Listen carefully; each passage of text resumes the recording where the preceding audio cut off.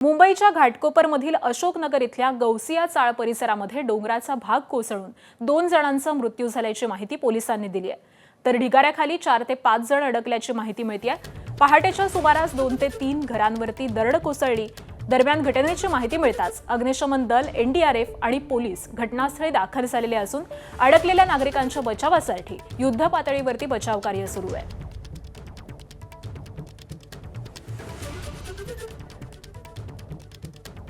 आणि या सगळ्या संदर्भामध्ये आपण अधिक माहिती जाणून घेऊयात आमचे प्रतिनिधी प्रशांत बढे यांच्याकडून। प्रशांत, साधारणपणे आता किती तास झालेले आहेत हे बचाव कार्य सुरू झालेलं आहे आणि सध्याची नेमकी काय अपडेट मिळते? आकांक्षा, तब्बल 4 तास पेक्षा जास्त वेळ या ठिकाणी उलटून गेला आहे आणि आपण थेट ही दृश्य पाहू शकतो बचाव कार्याची। साधारणतः 4 तासापासून हे बचाव कार्य सुरू आहे। खरं तर या परिसरामध्ये यायला एनडीआरएफच्या जवानांना आणि अग्निशमन दलाला मोठ्या त्रासाला सामोरं जावं लागलेलं होतं। या सगळ्या परिसरांमधल्या छोट्याशा गल्ल्या ज्या आहेत त्या पार करून या ठिकाणी अग्निशमन दलाचे जवान, एनडीआरएफचे जवान दाखल झाले आणि आत्ताची सध्याची स्थिती आपण जर बघितली तर मोठ्या प्रमाणात हे बचाव कार्याला आता वेग आलेला आहे, कारण पावसाने उसंत घेतलेला आहे, काळोख दूर झालेला आहे आणि प्रचंड काळोखामध्ये या ठिकाणी पावसामध्ये सुरू झालेलं बचाव कार्य आता पूर्णपणे जोर धरू लागलेला आहे। खरं तर या ढिगाऱ्याखाली आपण जर बघितलं तर साधारणतः हा दरडीचा भाग आहे आणि या दरडीचा संपूर्ण भाग साधारणतः आपण हे दगड बघितले तर 12 ते 13 फुटाचे हे दगड या ठिकाणी या घरांवर कोसळलेले आहे आणि या दरडींखाली 5 ते 6 लोक जे आहेत ती चिरडली गेलेली आहेत। त्यामध्ये दोघांचे मृतदेह काढलेले आहेत आणि आणखीन काही लोक या दरडीखाली असल्याची माहिती जी आहे ती स्थानिक नागरिक देत आहेत। घटनास्थळी अग्निशमन दलाचे जवान असतील, एनडीआरएफचे जवान असतील, स्थानिक पोलीस प्रशासन असेल ते या ठिकाणी तैनात झालेलं आहे। मात्र सध्याची आपण जर ही स्थिती बघितली तर अतिशय छोट्या निमुळत्या गल्ल्यांमधून या ठिकाणी हे बचाव कार्य सुरू आहे। छोटे छोटे दगड या ठिकाणी हलवले जात आहेत। आपण या ठिकाणी बघितलं तर पालिकेचे वरिष्ठ अधिकारी देखील या ठिकाणी दाखल झालेले आहेत आणि हे बचाव कार्य करताना आपल्याला हे अधिकारी मार्गदर्शन करताना आपल्याला पाहायला मिळत आहेत। एनडीआरएफचे अधिकारी या ठिकाणी आहेत, ते देखील या ठिकाणी या बचाव कार्यामध्ये मार्गदर्शन करताना आपल्याला पाहायला मिळत आहेत। एकूण या घटनेमध्ये अजूनही 5 ते 6 जण अडकल्याची भीती व्यक्त केली जाते आहे। दुर्दैवी घटना आहे। मात्र या ठिकाणी जर आपण बघितलं तर या दाटीवाटीच्या डोंगराळ परिसरांमध्ये वारंवार या ठिकाणी लोकांना या दरडींपासून दूर करण्याचा प्रयत्न महानगरपालिका करत असते। मात्र काही ठिकाणी भूमाफियांनी मोठमोठ्या झोपड्या उभारलेल्या आहेत आणि कुठेतरी महानगरपालिकेच्या बिल्डिंग अँड फॅक्टरी डिपार्टमेंट असेल, जिल्हाधिकाऱ्यांचं, प्रशासनाच्या जे अतिक्रमण निर्मूलनचा विभाग आहे, या सगळ्यांनी याकडे लक्ष देणं गरजेचं होतं। वारंवार ह्या घटना या ठिकाणी होत आहेत। खरं तर साकीनाका असेल, असलपा असेल, घाटकोपरचा परिसर असेल, अतिशय मोठी डोंगराळ वस्ती या ठिकाणी आहे आणि त्यामुळे या डोंगराळ वस्तींच्या खाली दगडाखालचं जगणं असे शेकडो लोक जे आहेत ते जगत आहेत। दररोज ज्यावेळेस दरवर्षी पाऊस येतो त्यावेळेस जीव मुठीत धरून ही लोक या ठिकाणी राहतात, कारण पालिका प्रशासन यांना नोटीस तर देतं, मात्र दुसरीकडे कुठेही राहण्यासाठी पर्यायी व्यवस्था जी आहे ती केली जात नाही। कायमस्वरूपीचे उपाययोजना ज्या आहेत ते पालिका या ठिकाणी करत नाही आणि त्यामुळे दरवर्षी मुंबईच्या पूर्व उपनगरांमध्ये अशा प्रकारचे अपघात होतात। मुख्यतः पालिकेचा एल विभाग असेल, एम पश्चिमचा परिसर असेल, घाटकोपरचा परिसर असेल, या ठिकाणी अशा प्रकारचे अपघात जे आहेत ते वारंवार होतात। दरडी या ठिकाणी कोसळतात, लोकांचे जीव जातात, मात्र कायमस्वरूपी उपाययोजना जी आहे ती होताना दिसत नाही आणि त्यामुळे अशा अपघात होताना पाहायला मिळत आहेत। 4 तास उलटलेले आहेत, बचाव कार्य अजूनही सुरू आहे। जे अडकलेले लोक आहेत, प्रथम पहिल्या टप्प्यामध्ये जे बचाव कार्य झालं त्यामध्ये 2 मृतदेह बाहेर काढण्यात आले, मात्र आता पुढे जे लोक अडकलेले आहेत त्यांना काढण्याचे प्रयत्न सुरू आहेत। यामध्ये कोणी वाचते का यासाठी प्रार्थना सुरू आहेत। मात्र दुर्दैवी घटना आहे, अजूनही लोक अडकलेले आहेत आणि हे बचाव कार्य अजूनही सुरू आहे। आकांक्षा, अगदी प्रशांत, तुम्ही आमच्यासोबत असेच राहा। सूरज सावंत सुद्धा याच घटनास्थळावरून आपल्यासोबत जोडले गेलेले आहेत। सूरज, बचाव कार्य नेमकं कसं सुरू आहे आणि पाऊस आता थांबलाय का? बचाव कार्यामध्ये काय नेमक्या अडचणी येत आहेत, कारण 4 तास झालेले आहेत आता? नक्कीच या ठिकाणी जर आपण पाहिलं तर ज्या ठिकाणी घटना घडलेली आहे त्या ठिकाणी जाणारा रस्ता हाच किती निमुळता आहे आणि चिंचोल्या गल्ल्यांमधनं पोलिसांना किंवा मदत कार्याला वरती जाण्यासाठी वाट काढली जात आहे आणि मुळात म्हणजे या ठिकाणी प्रत्यक्षदर्शी आहेत, आपण त्यांच्याशी देखील बातचीत करूयात।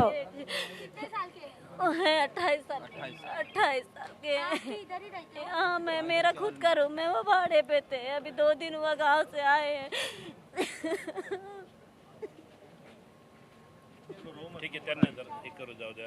तर आपण या ठिकाणी पाहिलेलं आहे, ज्या प्रत्यक्षदर्शी आहे ज्यांची जी खोली होती ते या ठिकाणी होते आणि त्यांचं 2 दिवसापूर्वीच ते या ठिकाणी आलेले होते. पोलिसांकडनं देखील हा संपूर्ण परिसर रिकामा करण्यात आलेला आहे जेणेकरून मदत कार्यात कुठलीही अडथळा निर्माण होऊ नये.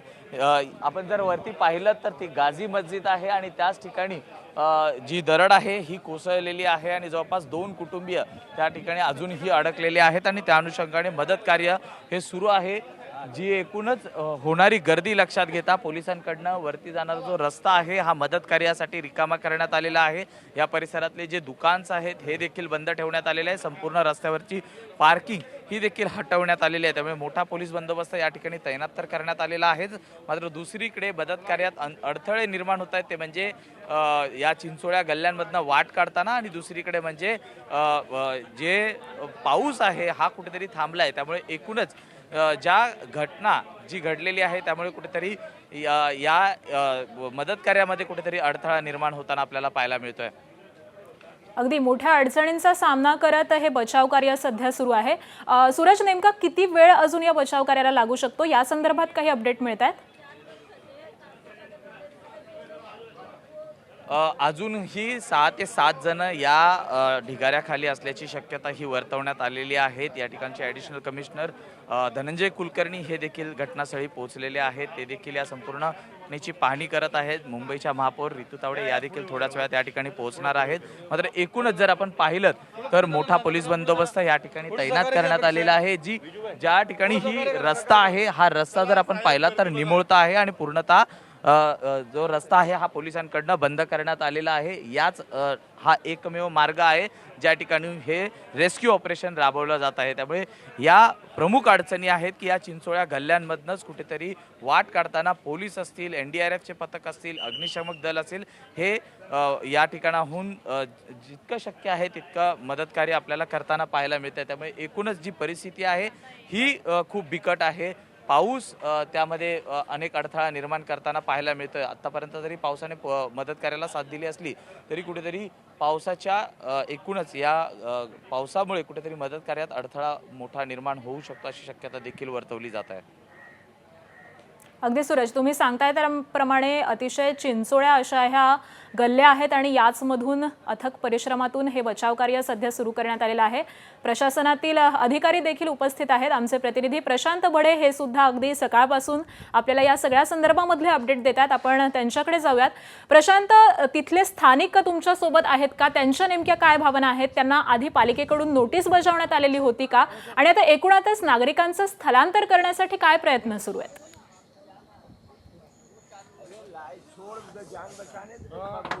आकांक्षा, आपण जर या ठिकाणी बघितलं तर हा जो सगळा परिसर आहे या ठिकाणी मोठी झोपडपट्टी आहे. या सगळ्या झोपड्या आता प्रशासनाने खाली केलेल्या आहेत. या परिसरातील सगळ्या झोपड्या ज्या आहेत त्या खाली करण्यात आलेल्या आहेत.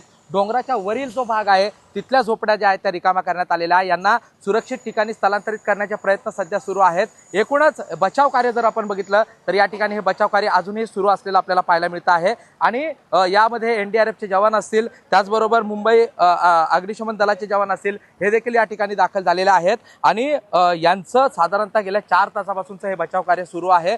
सुदैवाने या ठिकाणी आता पाऊस थोडा थांबला होता, मात्र आता दुर्दैवाने खरं तर आपण जर बघितलं तर आता पावसाने देखील पुन्हा सुरुवात केलेली आहे आणि यामुळे आता पुन्हा एकदा बचाव कार्यामध्ये मोठे अडथळे निर्माण होऊ शकतात. या घटनास्थळी आता पालिकेचे अधिकारी, वरिष्ठ अधिकारी देखील दाखल झालेले आहेत. या सगळ्या आजूबाजूच्या वसाहती ज्या आहेत त्या रिकामा करण्यात आलेल्या आहेत.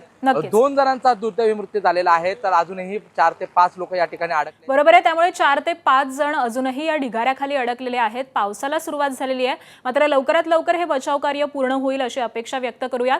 तुमच्याकडून या सगळ्याच संदर्भातले अपडेट जाणून घेऊ. तुर्तास धन्यवाद प्रशांत आणि सूरज या सविस्तर माहितीसाठी. आणि दरम्यान शिंदेंच्या शिवसेनेचे स्थानिक नगरसेवक विजयेंद्र शिंदे घटनास्थळी दाखल झालेले असून त्यांनी नेमकी काय प्रतिक्रिया दिली आहे ती पाहूयात. साधारणपणे 6 जण आतमध्ये फसल्याची शंका आहे आणि बचाव कार्य चालू आहे. NDRFची टीम आलेली आहे, अग्निशमन दलाचे सर्व जवान आलेले आहेत, महानगरपालिकेची डिझास्टरची पूर्ण यंत्रणा आलेली आहे, स्वतः वॉर्ड ऑफिसर इथे आहेत आणि त्याचसोबत आमचे साकेनाका घाटकोपर पोलीस स्टेशनचे पूर्ण यंत्रणा इथे कामाला लागलेली आहे. परंतु थोडीशी अडचण अशी आहे की तंग गल्ल्या आहेत, छोट्या छोट्या गल्ल्या आहेत, म्हणजे अगदी 3-3 फुटाचा पॅसेज असलेल्या गल्ल्या आहेत. त्यामुळे वरतून ते बचाव कार्य करत असताना दगड काढून ते फोडून बाहेर काढणं यामध्ये बराचसा वेळ आणि अवधी लागतोय. परंतु बचाव कार्य जोरात चालू आहे. सकाळी पाऊस असल्यामुळे बरीचशी अडचण होती, परंतु आता जो युद्धपातळीवर ते काम चालू आहे.